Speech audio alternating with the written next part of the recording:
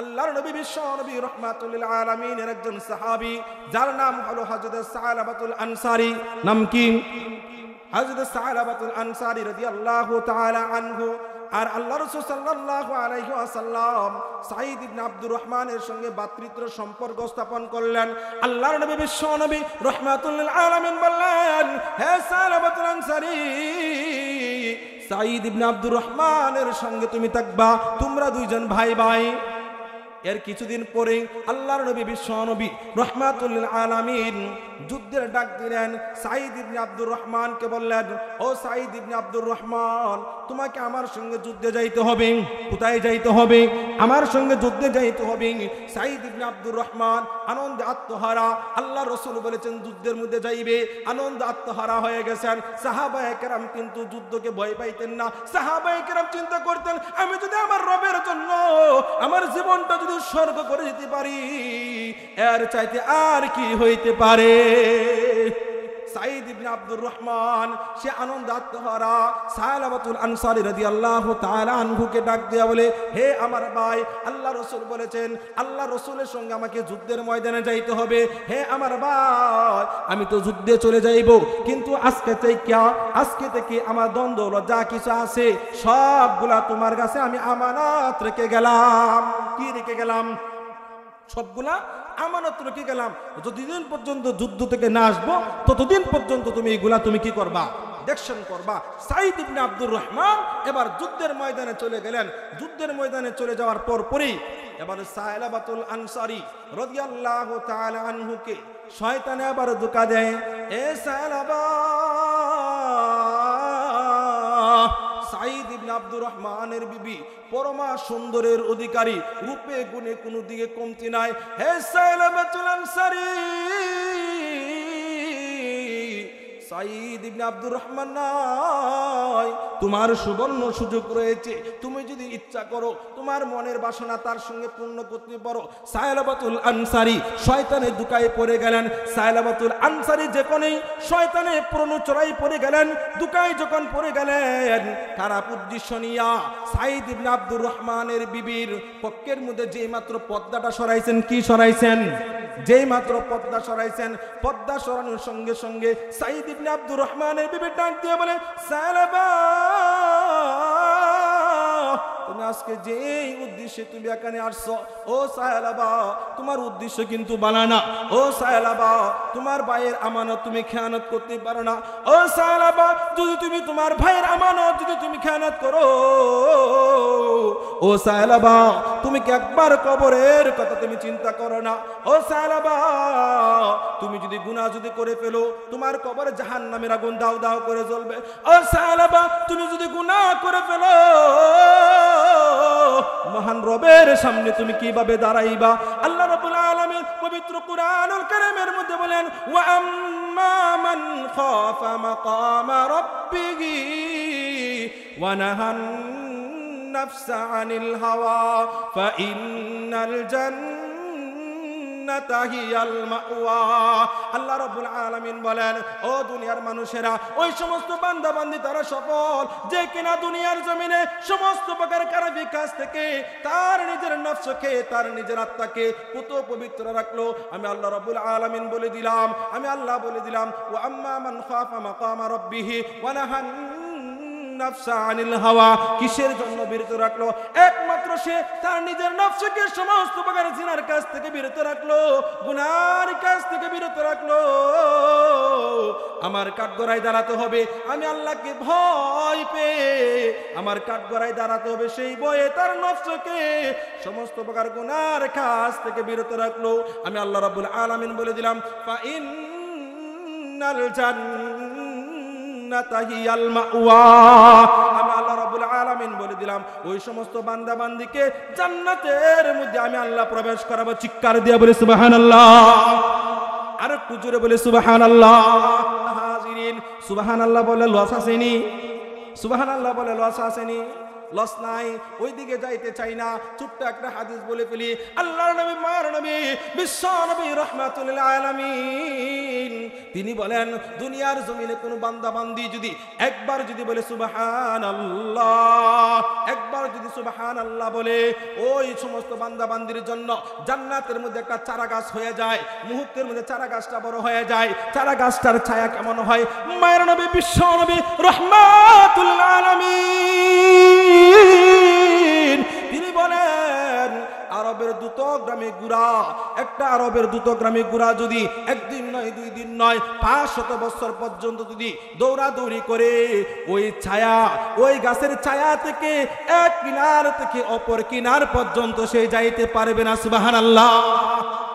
এত বড় স্থান, যে ব্যক্তি সুবহানাল্লাহ বলবে, ওই ব্যক্তি বান্দা বান্দির জন্য এত বড় স্থান হয়ে যাবে ওই ব্যক্তির জন্য। সুবহানাল্লাহ।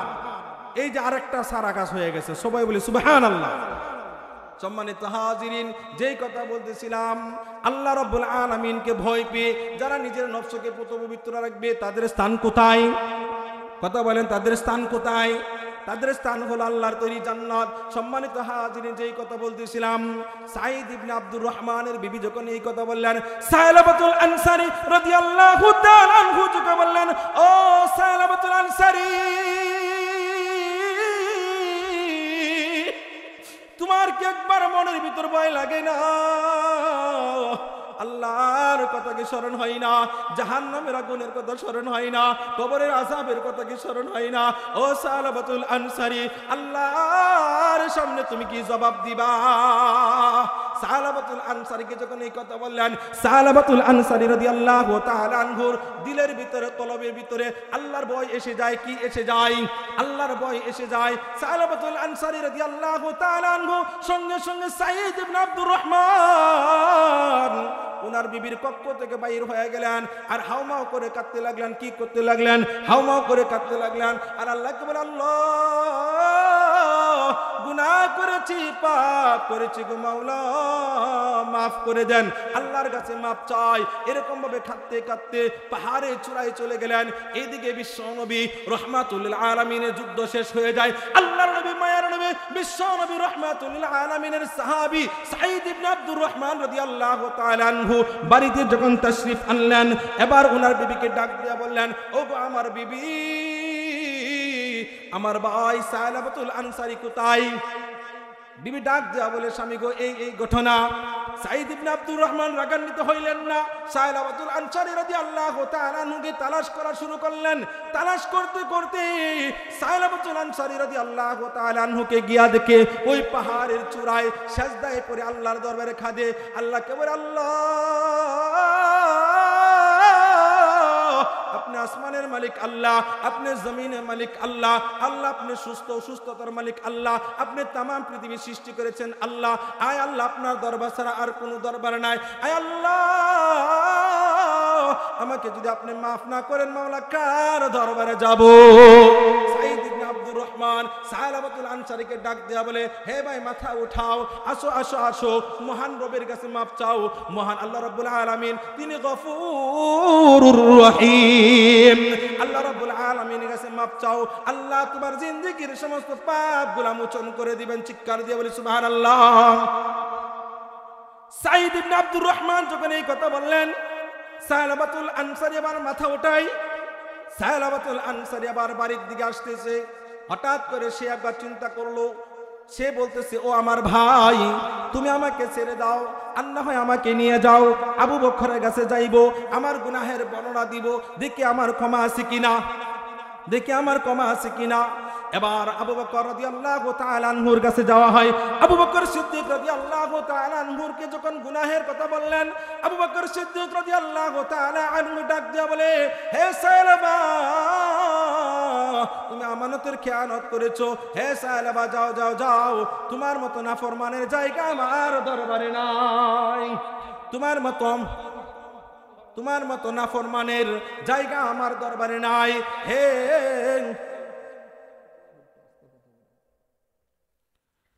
হে সায়লাবা যাও যাও যাও বাইর হয়ে যাও। সায়লাবাতুল আনসারী আবার বাইর হয়ে গেলেন। সায়লাবাতুল আনসারী যখন বাইর হয়ে গেলেন, এবার সায়লাবাতুল আনসারী সাঈদ ইবনে আব্দুর রহমানকে ডাক দিয়ে বলে, হে ভাই, আবু বকর বিদায় করেছে, মনে হয় উমর বিদায় করবে না, উমরের কাছে নিয়ে যাও। উমর রাদিয়াল্লাহু তাআলা আনহুর দরবারে নিয়ে গেলেন। উমর রাদিয়াল্লাহু তাআলা আনহু এই কথা বললেন, হে সায়লাবা, তুমি আমানতের খেয়ানত করেছো, তোমার মতো নাফরমানের জায়গা আমার দরবারে নাই, যাও যাও যাও, তুমি আমার দরবার থেকে বাইর হয়ে যাও। সায়লাবাতুল আনসারী উমর রাদিয়াল্লাহু তাআলা আনহুর দরবার থেকে বাইর হয়ে গেলেন।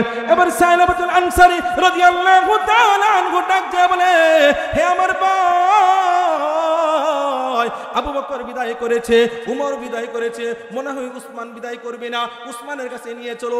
উসমানের কাছে যখন নিয়ে গেল, উসমানও একই কথা বললেন। ও আমার বাবাজিরা, সংক্ষিপ্ত আকারে বলতেছি, সময় খুবই স্বল্প। উসমানও যখন এই কথা বললেন, এবার সায়লাবাতুল আনসারী ডাক দিয়ে বলে, হে আমার ভাই, আবু বকর বিদায় করেছে, উমর বিদায় করেছে, উসমান বিদায় করেছে, বিশ্ব নবী, মায়ার নবী, রাহমাতুল লিল আলামিন কখনো বিদায় করবে না। সায়লাবাতুল আনসারী রাদিয়াল্লাহু তাআলা আন আল্লাহর নবী বিশ্ব নবী রাহমাতুল লিল আলামিনের কাছে গেলেন। আল্লাহর রাসূল সাল্লাল্লাহু আলাইহি ওয়াসাল্লাম সায়লাবাতুল আনসারী রাদিয়াল্লাহু তাআলা আনহুর গুনাহের কথা শোনার পর আল্লাহর নবী রাগান্বিত হয়ে গেলেন। সায়লাবাতুল আনসারীকে ডাক দিয়া বলে, হে সায়লাবা, তুমি আমানতের খেয়ানত করেছো, যাও যাও যাও, তুমি আমার দরবার থেকে বাইর হয়ে যাও, তোমার মতো নাফরমানের কোনো ক্ষমা নাই।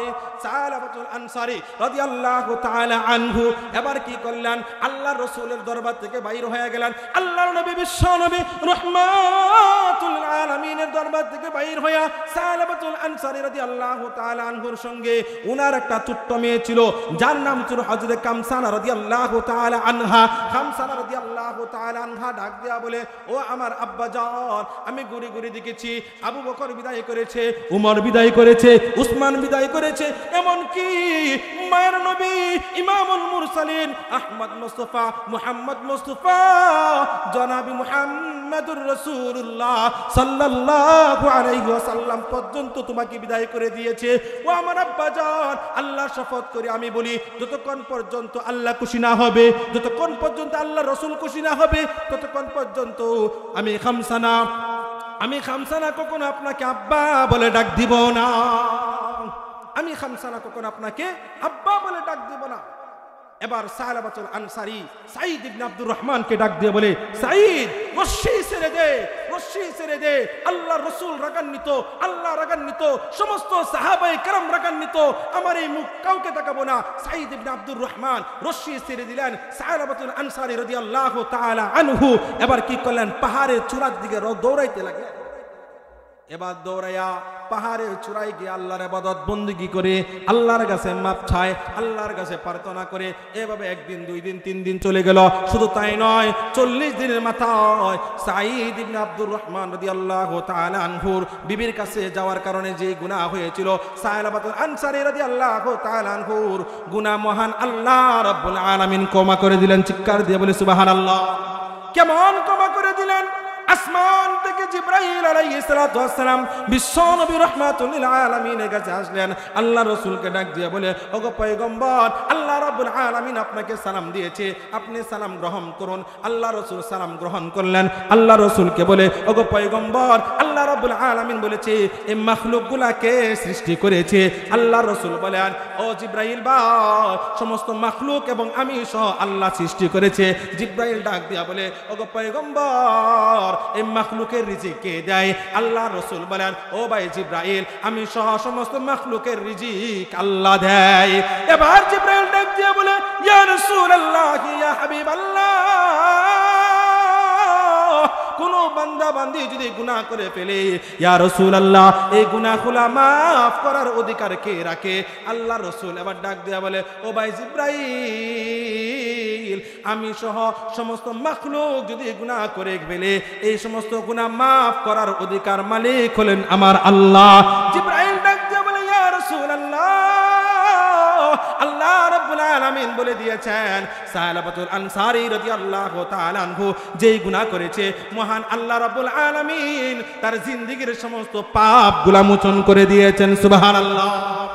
সম্মানিত হাজিরান, শুধু তাই নয়, লম্বা ঘটনা আমি আর সামনে দিকে আগাইতে চাই না, আমি সংক্ষেপে শুধু বলতে চাই, আপনার আমার দিলের ভিতরে ভয় নাই, কিন্তু আগেকার বুজুর্গানে দিন যারা ছিল তাদের সময় ছোট ছোট মাসুম বাচ্চাদের দিলের ভিতরে কেমন ভয় ছিল, কেমন ভয় ছিল। আল্লাহ রাসূল বলেন, সাবআতুন ইযিল্লুহুমুল্লাহু রাজুলুন যাকারাল্লাহু ফাফাদাত আইনাহু। আল্লাহ রাব্বুল আলামিন কিয়ামতের দিন, যেদিন तमाम পৃথিবীটা ভেঙে চূর্ণ বিচূর্ণ হয়ে যাবে, জমিনটা উলটপালট হয়ে যাবে, আসমানের তারকা রাশিগুলো আকাশে আকাশে পড়বে, পাহাড়গুলো রুয়ের মতো উঠতে থাকবে। সম্মানিত হাজিরিন, तमाम পৃথিবীটা সূর্যের তাপের কারণে তামা হয়ে যাবে। तमाम পৃথিবীর মধ্যে বিন্দু পরিমাণ কোনো জায়গায় ছায়া থাকবে না, একমাত্র আল্লাহ তাআলার আরশের ছায়া ব্যতীত। ওই কঠিন মুহূর্তের সময় আল্লাহর রাসূল বলেন, 7 শ্রেণীর মানুষকে আল্লাহ রাব্বুল আলামিন আল্লাহ তাআলার আরশে আজিমের নিচে আশ্রয় দান করবেন।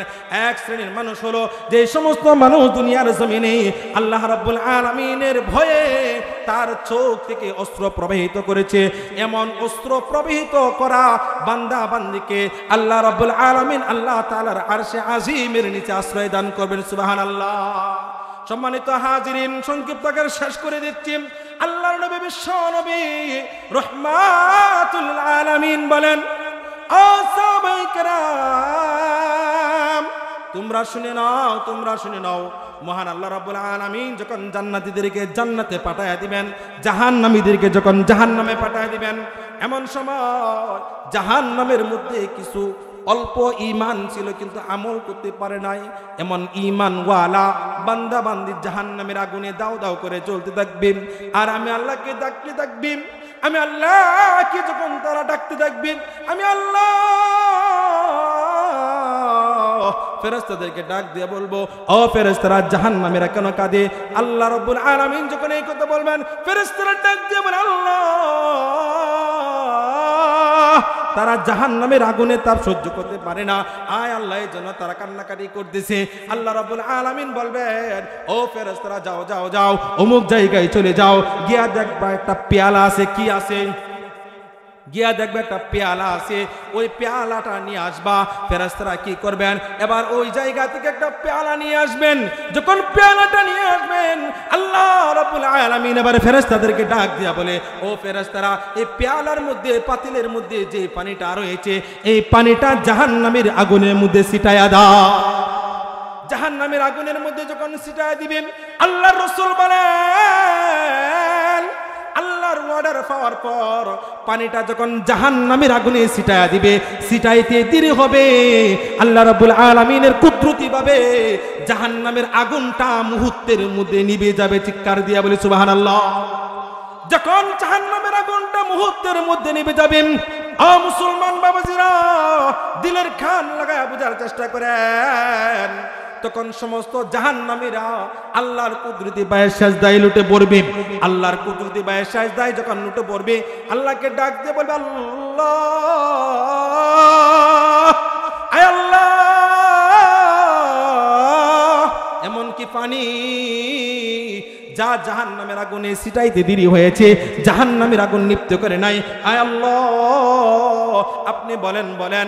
এবার আল্লাহ রাব্বুল আলামিন বলবেন, ও ফেরেশতারা, তোমরাও মাথা উঠাও, ও জাহান্নামীরা, তোমরাও মাথা উঠাও। এবার জাহান্নামীরাও মাথা উঠাবে। মাথা উঠানোর পরে এবার আল্লাহ বলবে, ও দুনিয়ার বান্দা বান্দিরা, যারা তোমরা দুনিয়ার জমিনে ছিলা, ও জাহান্নামীরা, তোমরা দুনিয়ার জমিনে থাকা অবস্থায় শয়তানে ধোঁকায় পড়ে, নফসের তাড়নায় পড়ে তোমরা গুনাহ করে ফেলেছিলা। গুনাহ করার সঙ্গে সঙ্গে তুমি আমি আল্লাহ রাব্বুল আলামিনকে ডাক দিয়ে বলেছ, আল্লাহ, तमाम পৃথিবীর সমস্ত মানুষের চোখে ধোঁকা দিতে পারি, আল্লাহ আপনার চোখে ধোঁকা দিতে পারি না। আল্লাহ, আমার বিবি কি গুনাহ করেছে আমি জানি না, আয় আল্লাহ, আমি কি গুনাহ করেছি আমার বিবি জানে না। আয় আল্লাহ, तमाम পৃথিবীর সমস্ত মানুষের চোখে ধোঁকা দিতে পারি, আল্লাহ গো, আপনার চোখে ধোঁকা দিতে পারি না।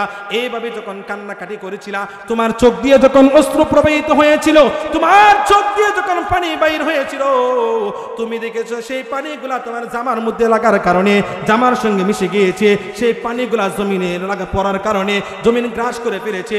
ও জাহান্নামীরা, ওই সমস্ত পানি আমি আল্লাহ আমার কুদরতি ভাবে সংরক্ষণ করে রেখে দিয়েছিলাম। আজকে তোমাদের পানি চোখের পানির বিনিময়ে আমি আল্লাহ তোমাদেরকে জাহান্নাম থেকে মুক্তি দিলাম। চিৎকার দিয়ে বলি সুবহানাল্লাহ।